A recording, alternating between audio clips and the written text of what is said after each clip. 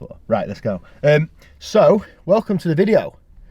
So if you watched the last video, the day in the life that we put out last week, you'll know that we are filming this on the same day, but this is a separate video so you guys can see what my diet is currently like. A lot of people wanted me to do a food shop to include the foods that I buy, where I shop, how much it costs, mainly the cost, I think, and what really you need in your diet, or what I have in my diet to grow, to be a bodybuilder, because I don't think a lot of people are quite aware of A, the cost of it, and B, how much food you actually need, especially when you're growing. So we're at Tesco. We're gonna go in here. We're gonna film some clips when we're in here, and then when we get back to mine, we will go through what foods that I've got. I will break them up into proteins, fats, carbs, run through them in my diet, and then I'll show you guys the cost of them all, how much it will cost me.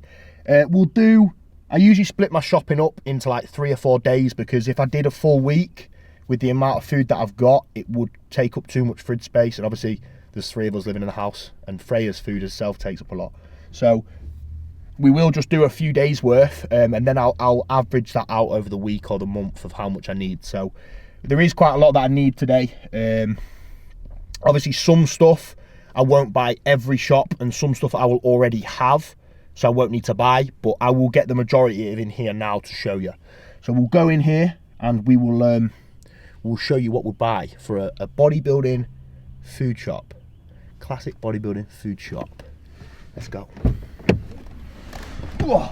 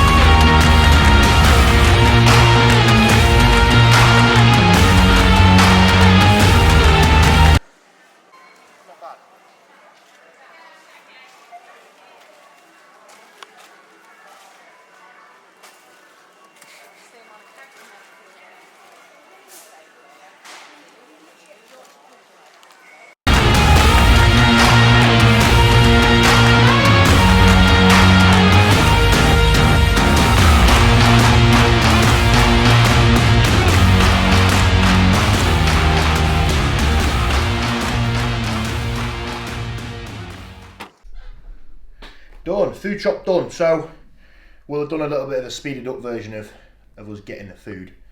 Now we'll go through what we've got. Obviously this, again, it's not everything. This is probably, I reckon, about 3 days worth. It came to slightly over £53. So I would say that probably spend about £120 a week on food at the moment. Which I don't think, some people may think that's bad. I don't think it's too bad considering food is one of the main parts of bodybuilding. So we'll run you through it all. I've kind of sectioned it off. Carb sources. There is some bits that I use that I didn't buy, so bear that in mind. But basically, first off, obviously, water. Fluid intake, I try to get around about 6 to 7 litres in a day. So I don't always use bottled water, but I like to keep the bottles because I refill them with juice. It's nicer. Then carb source, here we go for baby rice, rice flakes, or cream of rice. Yes, this is baby food, but it digests very, very well. It is quite expensive in baby rice, so often I'll get cream of rice instead. We've ran out, so I've just got this to tie me over. Potatoes, one of my main sources of carbs. I do them in the air fryer, they taste very good. Then we have bagels, bagel thins, easy, pasta, everyone knows what pasta is. And then the more fun carbs that I have would be caramel Snacker Jacks, again, really easy to digest, and Cocoa Pops. Got the white chocolate to mix it up because I already have some normal Cocoa Pops in the cupboard, but I have them as post-workout, which you'll have seen on the last video. So going on to fat sources, my main source of fats either comes from eggs or salmon, so I either have eggs, salmon, or smoked salmon. So they're my main fat sources, or dark choc. So that's how I get my fats in. Protein comes from, again, the eggs, the salmon, or the normal salmon, and then other protein sources would come from lean beef or steak and chicken, and then 0% fat Greek yogurt. As well, obviously I do have whey isolate, but we get that from Elite, so it's not on the food shop. Condiment and seasoning wise, ketchup is like my main go-to. We've already got that, but seasoning wise, I either, for my meats, use either one of these, the garlic or the barbecue Nando's, and for my sweet meals like my baby rice and my rice flakes and stuff, I use cinnamon.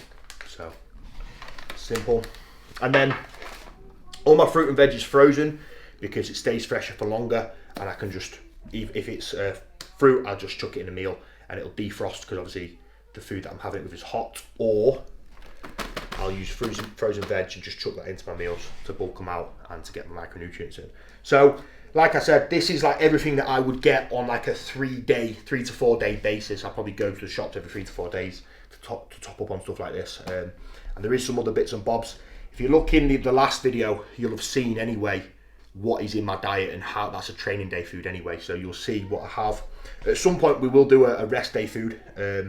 But I just wanted to give you guys an idea of the cost and roughly what sorts of foods that I buy. Obviously, at the moment, food being relatively high, I'm on just over 4,000 calories on a training day. It does cost a little bit more. When we're cutting, it's slightly less. But I thought it'd be nice to show you guys exactly what we get, the food sources that we use to grow. So I don't think it's too boring. I think it's quite nice. So yeah, it's as simple as that really. There's not really much else I can tell you. But hopefully this is a bit of an informative video on what foods I buy. Hopefully you like the video. It is going to be a short one. Hope everyone had a good Christmas, because this will be coming out to you guys after Christmas. We will have another video coming out for you for New Year, which will be a good video.